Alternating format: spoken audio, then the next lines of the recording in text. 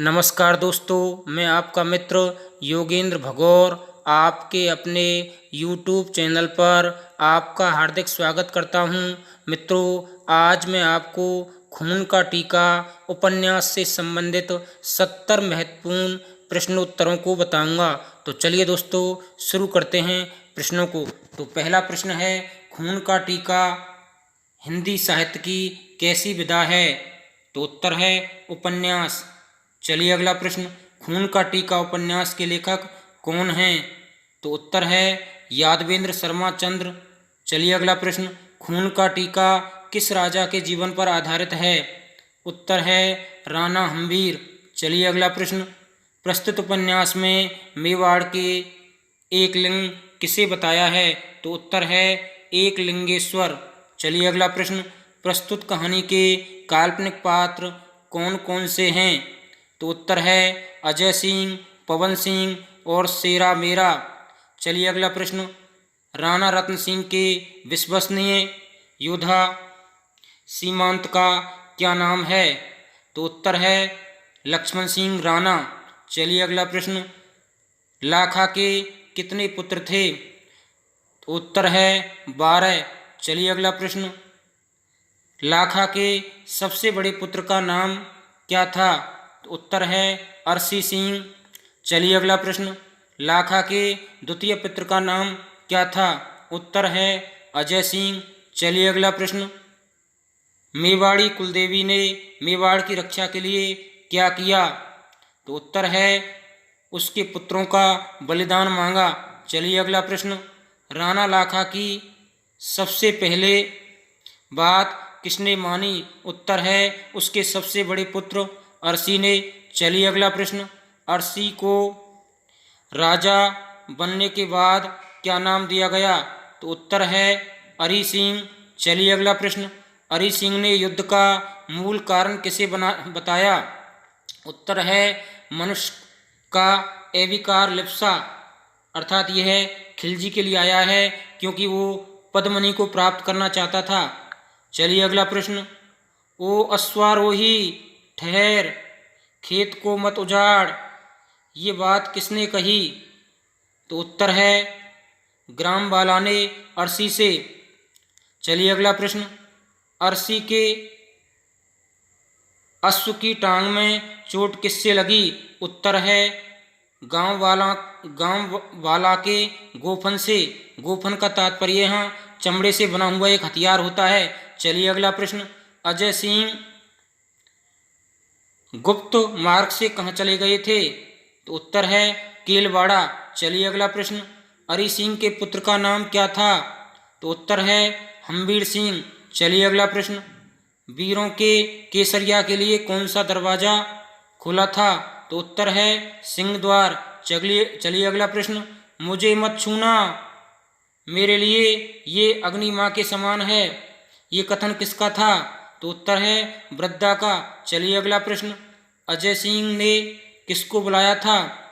उत्तर है हम्बीर को। चलिए अगला प्रश्न, हम्बीर कहाँ रहता था?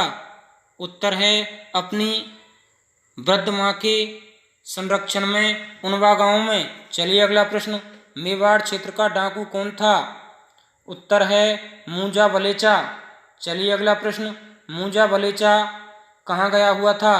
उत्तर है सामेटी गांव में। चलिए अगला प्रश्न, मूंजा बलेचा डाकू को किसने मारकर लटकाया था?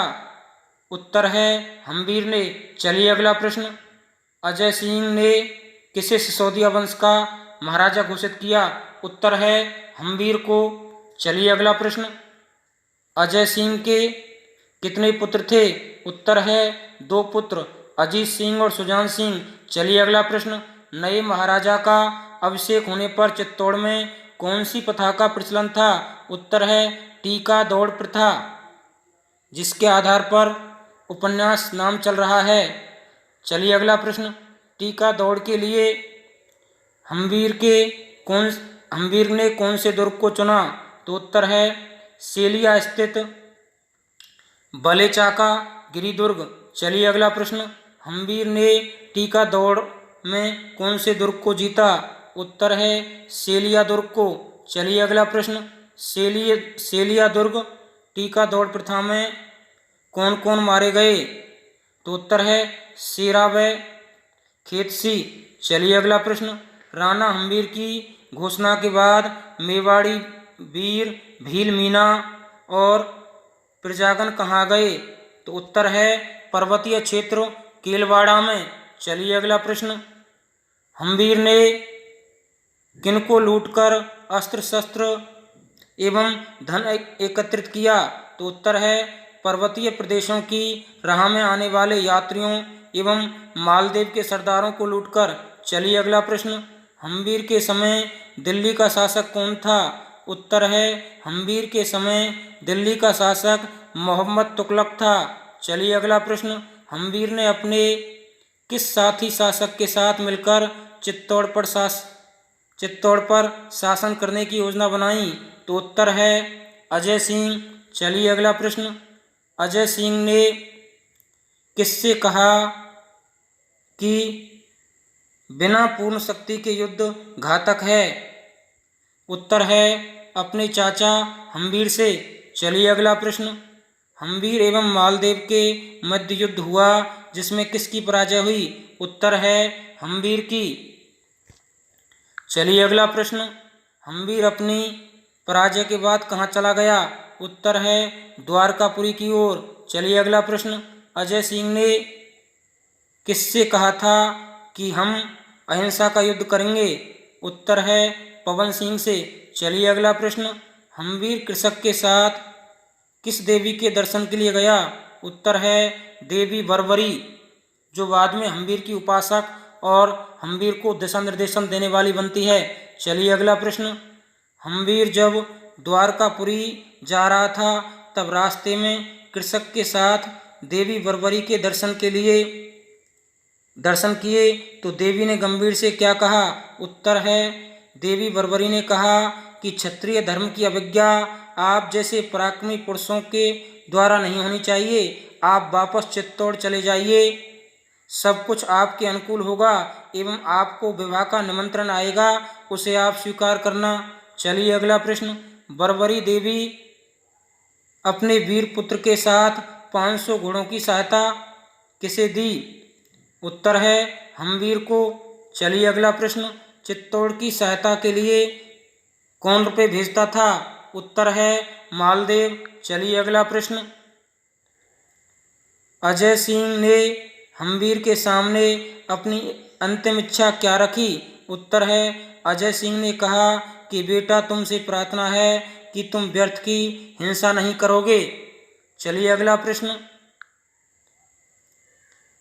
किसने हम्बीर को विवाह नारियल भेजा? उत्तर है राव मालदेव ने, जो जालौर का शासक था। चलिए अगला प्रश्न, हम्बीर की बारात कहाँ जाती है? उत्तर है जालौर। चलिए अगला प्रश्न, हम्बीर के विवाह के बारे में किसने कूटनीतिक चाल चली जिसमें मालदेव की राजकुमारी को विधवा बता दिया गया था? उत्तर है कामदार मौजीराम के द्वारा। चलिए अगला प्रश्न, मालदेव की राजकुमारी की सहेलियों के नाम क्या थे? उत्तर है सहोदरा एवं वर्जी। चलिए अगला प्रश्न, क्या मालदेव अपनी राजकुमारी का हम्बीर से विवाह करना चाहता था? उत्तर है नहीं। देखिए दोस्तों, मालदेव सच्चे अर्थों में तो क्या है कि हम्बीर से जलता था, उससे युद्ध करके उसे पराजित करना चाहता था, असल में उससे विवाह करना नहीं चाहता था। चलिए अगला प्रश्न, मौजीराम एवं पवन सिंह चित्तौड़ से लूटा हुआ धन में चारण अमरदान को लेकर किसके पास गए थे? उत्तर है जैसा के पास। चलिए अगला प्रश्न, राणा जी हम्बीर को कुंवर हुआ है, इसकी सूचना किसने दी? देखिए, जब हम्बीर का विवाह हो जाता है रानी सोनगरा से तो उसके पुत्र प्राप्ति होती है, तो इसकी सबसे पहले सूचना किसने दी? दासी वर्णी ने। चलिए अगला प्रश्न, पुत्र प्राप्ति की सूचना पर रानी ने दासी को क्या उपहार दिया? उत्तर है स्वर्ण कंगन। देखिए, जब राणा हम्बीर के पुत्र प्राप्त हो जाता है और दासी कहती है कि महाराज आपकी कुंवर पैदा हुआ है, तो महाराज दासी को स्वर्ण कंगन भेंट में देते हैं। चलिए अगला प्रश्न, रानी सोनग्रा से राणा हम्बीर ने राव मालदेव को अपनी ओर झुकाने के लिए क्या कहा? उत्तर है कि तुम अब अपने भाइयों से कहो कि मैं अब परेशान हूँ और मैं तुम्हारे पास रहना चाहती हूँ। चलिए अगला प्रश्न, रानी सोनग्रा ने अपने भाइयों से क्या कहा? उत्तर है रानी सोनग्रा ने अपने भाइयों को अपनी ओर मिला लिया और कहा कि अब मैं तुम्हारे ही पास रहूंगी, क्योंकि राणा हम्बीर ना ही सूरवीर हैं और ना ही उनमें युद्ध कौशल है। चलिए अगला प्रश्न, हम्बीर राव मालदेव से युद्ध के लिए तैयार हो रहा था, तभी योद्धाओं ने हम्बीर का किस प्रकार स्वागत किया? तो इसका उत्तर है खून का टीका लगाकर, और यहीं से इस उपन्यास का नाम खून का टीका पड़ता है। अर्थात वो युद्ध करने के लिए जा रहा था तो सभी योद्धाओं ने खून का टीका लगाकर हम्बीर का स्वागत किया। चलिए अगला प्रश्न, युद्ध में जाने से पूर्व हम्बीर की सहायता किसने की? तो उत्तर है बारू, वरवरी के पुत्र ने, जो वरवरी देवी थी इसके दर्शन हम्बीर ने पहले किए थे। चलिए अगला प्रश्न, हम्बीर द्वारा युद्ध में जाने से पूर्व खून का टीका किस प्रकार लगाया गया? उत्तर है अपनी उंगली को तलवार से काटकर उसके खून से टीका लगाया। अर्थात हम्बीर जब युद्ध में जा रहा था तो सबसे पहले अपनी खंजर से क्या है, अपनी उंगली को ही काटा और उसी का टीका लगाया। चलिए अगला प्रश्न, हम्बीर जब मालदेव से युद्ध करने जा रहा था तब उससे अपनी सेना की कितनी टुकड़ियां बनाई थीं? तो उत्तर है 4 टुकड़ियां। चलिए अगला प्रश्न, हम्बीर ने कौन सी टुकड़ी का संचालन किया? उत्तर है चौथी टुकड़ी का, जो सबसे पहले किले में प्रवेश कर रही थी। चलिए अगला प्रश्न, हम्बीर का युद्ध किस स्थान पर होता है? उत्तर है पाटनपुल के समीप। चलिए अगला प्रश्न, हम्बीर युद्ध करके किसको पुनः प्राप्त कर लेता है? उत्तर है हम्बीर युद्ध करके चित्तौड़गढ़ दुर्ग को पुनः प्राप्त कर लेता है। चलिए अगला प्रश्न, महारानी पद्मिनी का महल कहाँ स्थित था? उत्तर है जल के मध्य में था। चलिए अगला प्रश्न, रानी सोनग्रा किस महल में रहने लगी? उत्तर है चित्तौड़गढ़ दुर्ग में। चलिए अगला प्रश्न, हम्बीर अपने आप को कैसी युवती का बेटा मानता था? किसान युवती का बेटा। चलिए अगला प्रश्न, वरवरी देवी हम्बीर द्वारा क्या संकट पैदा होने के बारे में कहती थी? उत्तर है युद्ध के बारे में। देखिए एक बार जब हम्बीर ने अपने जो हारे हुए दुर्ग को चित्तौड़गढ़ को जीत लिया, उसके बाद पुनः वरवरी देवी हम्बीर के पास आती है और हम्बीर से कहती है कि राणा हम्बीर जी, एक बार और जो है आपके पास संकटों के बादल घेरा रहे हैं और शायद एक बार और युद्ध होगा। चलिए अगला प्रश्न, हम्बीर ने चित्तौड़ का चारण किसे बनाया? उत्तर है वरवरी के पुत्र चारू को।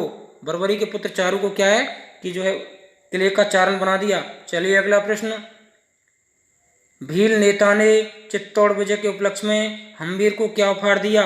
उत्तर है लोहे का धनुष एवं बाण। जैसे ही क्या है कि राणा हम्बीर ने चित्तौड़ को विजय कर लिया, फतेह कर लिया, तो जो भील नेता थे उन्होंने क्या है राणा को लोहे का धनुष और बाण उपहार स्वरूप दिया। चलिए अगला प्रश्न, राणा हम्बीर एवं मोहम्मद तुगलक की सेनाओं का युद्ध किस स्थान पर हुआ? उत्तर है सिंगोली नामक स्थान पर। देखिए जब देवी वरवरी ने राणा हम्बीर से कह दिया कि राणा जी एक बार युद्ध और होगा, ऐसा लगता है एक बार आपके ऊपर विपत्ति और आएगी, तो वह युद्ध हम्बीर और मोहम्मद तुगलक के मध्य हुआ और वो सिंगोली नामक स्थान पर हुआ। चलिए अगला प्रश्न, सिंगोली के युद्ध में हम्बीर एवं मोहम्मद तुगलक में से किसकी विजय हुई? उत्तर है हम्बीर की। चलिए अगला प्रश्न, सिंगोली के युद्ध में हुए नरसंहार को देखने के लिए राणा हम्बीर को युद्ध में किसने भेजा? उत्तर है अमरदास चारण को। देखिए क्या हुआ, सिंगोली का युद्ध राणा हम्बीर और मोहम्मद तुगलक के बीच में हो गया। उसमें कारण क्या है, मोहम्मद तुगलक और जैसा दोनों पराजित हुए और उसमें क्या अत्यधिक नरसंहार हुआ, लोगों की लाशें बिछ गईं, कुछ लोगों को में प्राण जीवित थे, कुछ सांसें ले रहे थे। तो अमरदास चारण राव हम्बीर के पास आया और उसने कहा था, हम्बीर कितने लोग ऐसे हैं जो प्राणों से तड़प रहे हैं, आप एक बार युद्ध के मैदान में जाइए और उन लोगों को सांत्वना बताइए, उनको देख के आइए। तो यहाँ प्रस्तुत कथन अमरदास चारण का है। चलिए अगला प्रश्न, हम्बीर ने मोहम्मद तुगलक को कितने रुपए देकर छोड़ा? उत्तर है 50 लाख रुपए एवं कई नगर लेकर के मोहम्मद तुगलक को छोड़ा। चलिए अगला प्रश्न, यह कथन किसने कहा कि मैं सौगंध खाता हूं कि जहां मेवाड़ियों का पसीना होगा वहां मेरा खून गिरेगा?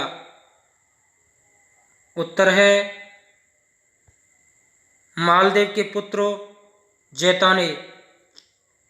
चलिए अगला और अंतिम प्रश्न, राणा हम्बीर देव ने बरबरी देवी स्मृति में कौन सा मंदिर बनवाया? उत्तर है अन्नपूर्णा मंदिर।